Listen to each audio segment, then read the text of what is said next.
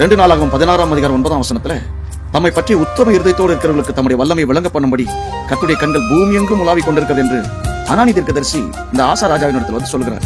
ஏன்னா என்ன விஷயம்னா, இந்த ஆசா ராஜா சீரிய ராஜாவை சார்ந்து கொண்டுட்டார்.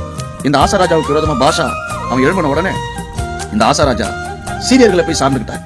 ஒரு மனுஷனை சார்ந்துகிட்டதுனாலதான் இந்த வார்த்தை அனானி தீர்க்கதரிசி மூலமா வருகிறது. கர்த்தரை நம்புகிறவர்கள் தான் உத்தம இருதயத்தோடு இருக்கிறவர்கள். அவர்களுக்கு தான் தம்முடைய வல்லமை விளங்க பண்ணும்படி கர்த்தருடைய கண்கள் பூமியெங்கும் உலாவிக் கொண்டிருக்கிறது. இந்த விஷயத்துல நீர் மதி இல்லாதவராக இருந்தீர், ஆதலால் இது முதற்கொண்டு உமக்கு யுத்தங்கள் நேரிடும் என்று 2 நாளாகவும் 16:9 பார்க்கிறோம். ஏன்னா இதே ஆசா ராஜா 2 நாளாகவும் 14ஆம் அதிகாரம் 9ஆம் வசனத்துல இருந்து கடைசி வசனத்தை நீங்க வாசிச்சு பாத்தீங்கன்னா, இந்த எத்தியோப்பியரை முறியடிச்சிருக்கிறோம்.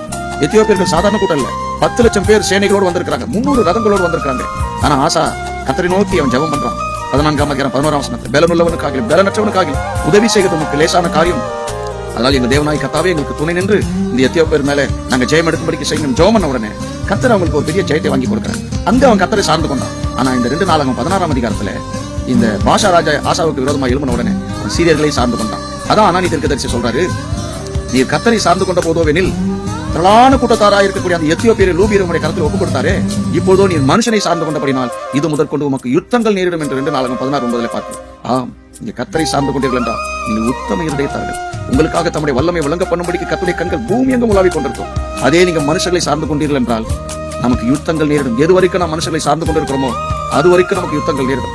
எப்போது சார்ந்து கொள்ள தொடங்குகிறீர்களோ அப்போதே யுத்தம் நம்மை தொடரும். ஒரு காலகட்டத்தில் இந்த ஆசா ராஜா தேவன் மேல இருக்கக்கூடிய நம்பிக்கையும் போய் தன்னுடைய சுபாவத்தை அவர் இழந்து ரொம்ப எரிச்சலா நடந்துக்கிறாரு. அதுக்கப்புறம் இந்த தீர்க்க தரிசனம் சொன்ன இந்த அனானி தீர்க்கதரிசியை காவல்ல வச்சுட்டாரு. இன்னும் அவர் நாட்கள்ல அநேகர கொடுமையா நடத்தினதா வேதாகமத்துல அதுக்கப்புறம் இருக்கக்கூடிய வசனங்களை சொல்லப்பட்ட மனுஷனை சார்ந்து கொள்ளக்கூடிய அந்த அனுபவம் அவருக்குள்ள பில்ட் ஆனதுனால கடைசி வரைக்கும் அவர் மனுஷனை தான் சார்ந்துக்கிட்டாரு. காலில் அவர் வியாதிப்பட்டு பரிகாரிகளை தான் நம்பினாரு, கடைசி வரைக்கும் கடவுளை நம்பல. தன் வியாதி நேரத்திலையும் கூட கர்த்தரை சார்ந்து கொள்ளாம பரிகாரிகளையே சார்ந்து கொண்டபடினாலே இந்த காலையில நோவு கொண்டு ஆசா அப்படியே மறித்து போன.